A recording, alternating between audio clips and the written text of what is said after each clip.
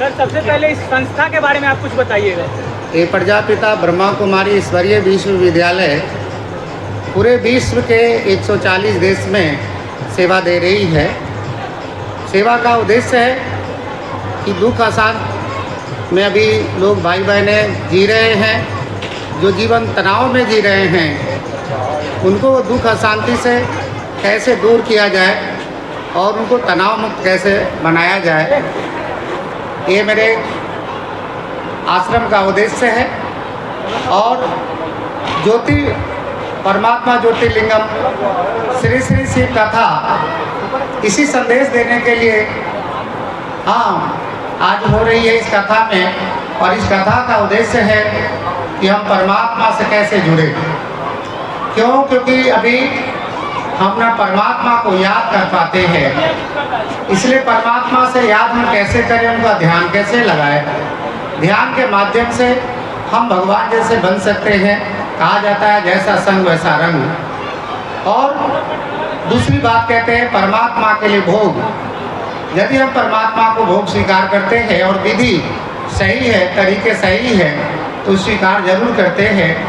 और ऐसे TSF variety mega mall, the lifestyle living store, products जो बनाए आपके लाइफस्टाइल को लाजवाब। यहाँ मिलेगा आपको premium products from home furnishing, home decor, kitchen utility, home utility, gifts, toys, premium soft toys, gardening products और स्मार्ट गैजेट्स। तो चलिए आइए, Rajiv Nagar, road number 0, Lalti market, first floor. जिनके भोग स्वीकार करते हैं भगवान, उनके जीवन भर मालामाल हो जाता है। कहा जाता है शिव का भंडारा भरपूर, काल कंटक दूर। तो हम परमात्मा से योग और भोग के माध्यम से हम अपने जीवन को सुख, शांति, आनंद में बना सकते हैं। यही ज्योतिर्लिंगम परमात्मा श्री श्री शिव कथा का उद्देश्य है। इसी उद्देश्य के लिए ये कथा का आयोजन किया है। दूसरी, इस कथा में सर्वोपरि कौन है?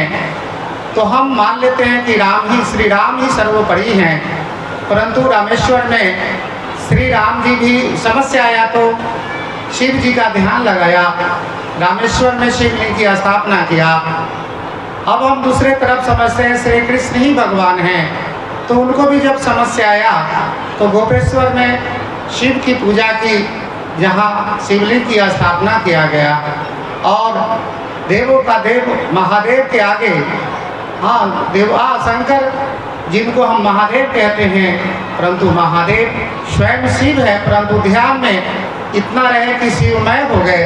इसलिए भक्तजन शिव और शंकर में कोई अंतर नहीं समझ पाए, परंतु शंकर जी भी स्वयं अमरनाथ में आपकी कैलाश पर्वत पर उन्होंने भी बहुत प्यार से शिव बाबा को ध्यान किया। इसलिए ध्यान करने के लिए श्री राम हो, चाहे श्री शंकर हो, चाहे श्री कृष्ण हो, सभी ने ज्योति बिंदु परमात्मा को ध्यान किया है।